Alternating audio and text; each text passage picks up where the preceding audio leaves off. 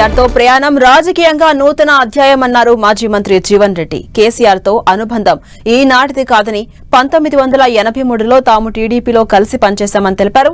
తెలంగాణ ఉద్యమ సారథిగా పోరాటం చేసిన గొప్ప నాయకుడు కేసీఆర్ అని, రాష్ట్ర నిర్మాణం కోసం ఆయన దశాబ్ద కాలం కృషి చేశారని జీవన్ రెడ్డి పేర్కొన్నారు.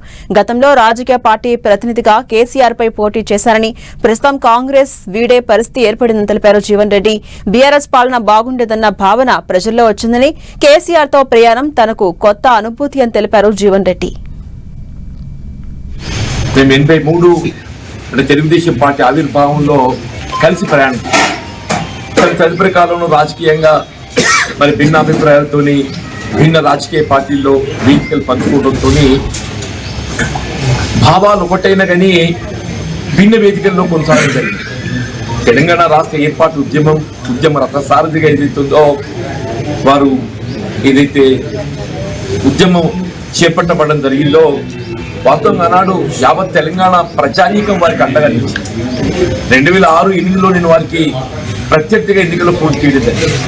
కానీ ఏదైతుందో అది ఒక రాజకీయ పార్టీ ప్రతినిధిగా పోటీ చేయడం జరిగింది. అంతే తప్ప ఏదైతుందో వారి పట్ల కానీ లేక తెలంగాణ అంశం పట్ల కానీ భిన్న అభిప్రాయంతో కాదు.